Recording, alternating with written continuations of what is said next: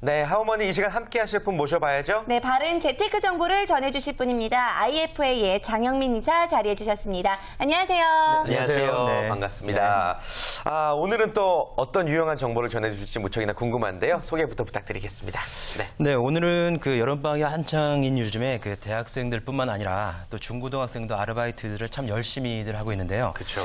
얼마 전에 그 한 알바 전문 포털에서 실시한 설문조사를 한번 보니까요. 네. 그 아르바이트를 하는 가장 큰 이유는 그 첫째가 37.2%가 생활비 마련을 위해서라고 얘기를 하고 있고요. 이어서 2위는 여유자금 마련. 그다음에 부업 삼아서 한다고 한 응답이 19.3%, 예. 용돈 마련이 10.4%, 또 본인 또는 가족의 학비 마련이 9.6% 정도 있었는데요. 그래서 오늘 이 시간에는 네. 이왕에 그 목적을 갖고 아르바이트를 한다면 그 결과도 좋아야 되겠죠. 그렇죠. 그래서 대학생을 위해서 또는 혹시 이 방송을 보시는 그 사회초년생분들에게도 도움이 되는 그런 재테크 방법에 대해서 한번 말씀드리고자 합니다. 네, 사실 생각해보면 저는 대학교 때 재테크가 아니라 이 용돈조차도 모으는 게 쉽지가 않았는데 네. 요즘 학생들은 이런 것들까지 미리 배운다고 하니까 참 유용할 것 같습니다. 네. 자, 그렇다면은 어떤 것부터 어떻게 하면 좋을까요? 근데 우선은 그 은행을 가까이 하시는 게 좋을 것 같고요. 네. 즉 그 깨알 같은 그 알바 급여도 잘만 관리한다면 그 목돈이 될 수 있다는 겁니다. 그렇죠. 그래서 실제로 은행에서는 이런 대학생들을 위해서 목돈 마련과 생활비 절감이 도움이 되는 다양한 상품들을 이미 선보이고 있습니다. 대학생들 전용 상품이 있다는 말씀이신 거죠? 물론 뭐 대학생들을 중심으로 하고요. 예, 이분들뿐만 아니라 20대들 대상으로 하는 상품들이 꽤 많은데요. 그럼 말씀드려보면 먼저 그 KB국민은행에서 KB 국민 첫 재테크 적금. 이 상품은 등록금 등의 마련을 위해서 대학생들에게 좋은 적금 상품인데요.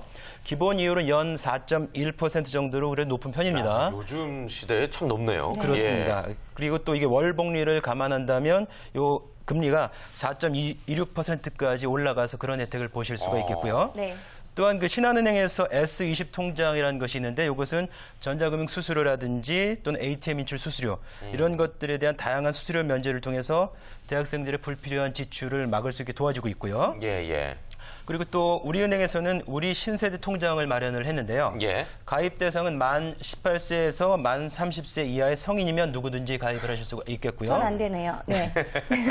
이 통장이 개설이 된 카드를 전월에 1회 이상 사용하신다면 100만 원까지 연 최고 4.1%의 이율을 제공하고 있습니다. 뭐 핸드폰 자동 이체하면 되겠네요. 네, 그렇습니다. 자, 일단 뭐 첫 번째로 알려주신 정보들을 은행들에서 이 학생들을 상대로 하고 있는 이 상품들이 있으니까 유용하게 또 활용을 하면 재테크의 또 비법이 될 수가 있다는 그렇죠. 말씀이신데요. 자, 그렇다면 두 번째 비법은 또 뭘까요?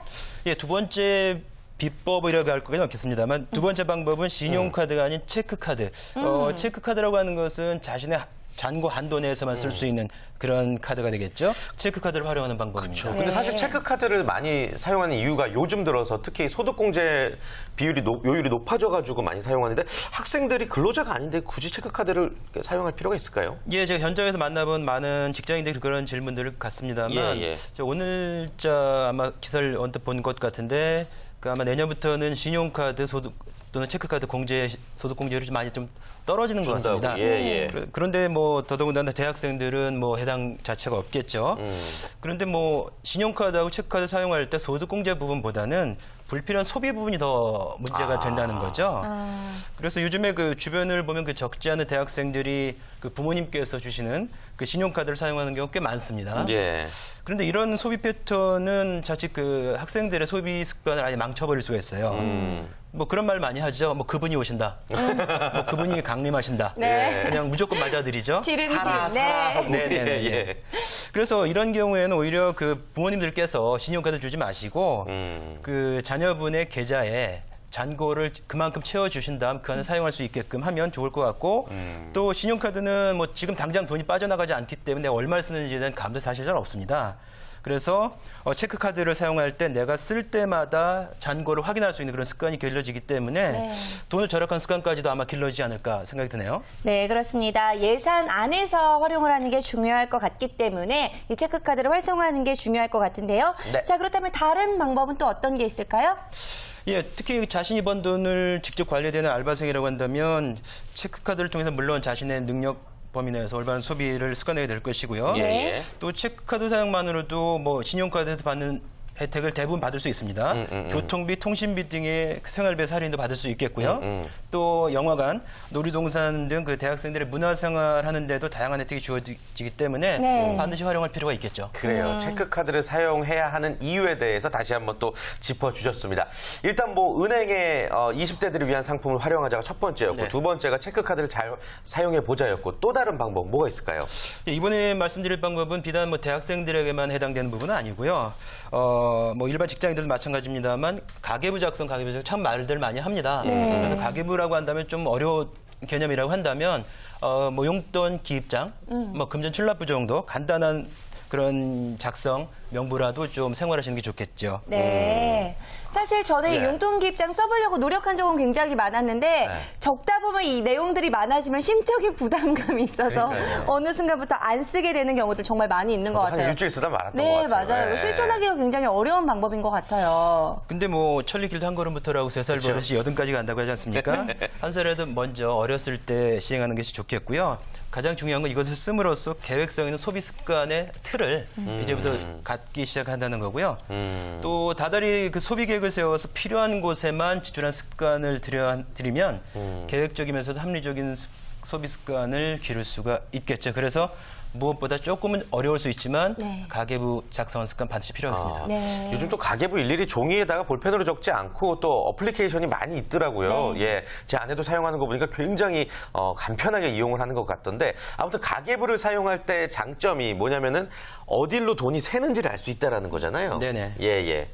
그래서 가계부를 쓰시게 되면 전달의 소비 지출 내역을 자신이 파악할 수가 있겠죠. 확인해 볼 수 있겠죠. 그러면서 반성도 할 수 있고요.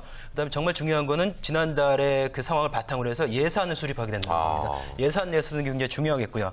그다음에 가계부 작성을 위해서 반드시 영수증, 주머니에 아마 보시면 어제 사용한 그 신용카드 영수증가 있을지도 모르겠습니다. 그래서 영수증을 챙기는 습관도 기를 수가 있겠고요. 또 요즘에는 그 스마트폰 앱을 통해서도 그 각종 앱을 통해서 가계부가 많이 편리하게 작성할 수 있는 그런 그 앱들이 있습니다. 그래서 이런 것들을 이용하신다 그러면 즉시 바로 손안에 휴대폰을 입력할 수 있기 때문에 그 놓치는 것들을 막을 수가 있겠죠. 네, 사실 네. 지금 알려주신 방법들이라고 하는 것들이 생각보다 어렵지 않게 접할 수 있는 방법들이기 때문에 재테크를 위한 한 걸음으로 한번 시작해 보시면 좋을 것 같은데 네. 자 마지막으로 당부하고 싶으신 말씀이 있다면 좀 전해주실까요?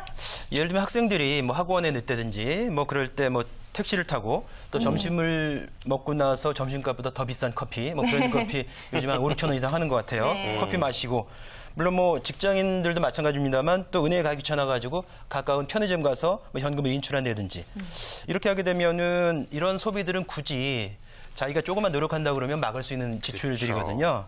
특히 택시나 커피, 또 친구의 술자리, 그다음에 담배, 각종 수수료, 군것질 비용 이런 것들은 학생들이 조금만 신경을 쓰면 어느 정도 통제가 가능한 지출 항목이라고 생각이 듭니다. 그래서 좀 귀찮다는 이유로 조금 자기가 수고를 덜 한다고 했을 때는 이런 금액들이 나도 모르게 꽤 커지게 되겠죠. 네, 그렇습니다. 자, 아무래도 한 걸음부터 시작하다 보면은 우리 대학생들 모두가 큰 돈 모을 수 있는 이 재테크의 지름길이 될 수가 있을 것 같은데요. 자, 오늘 한우머니는요, 이 재테크 비법, 특히 대학생들의 재테크 비법에 대해서 알아봤습니다. 도움 말씀 주신 장영민 이사님, 감사합니다. 맞습니다. 네, 고맙습니다. 예.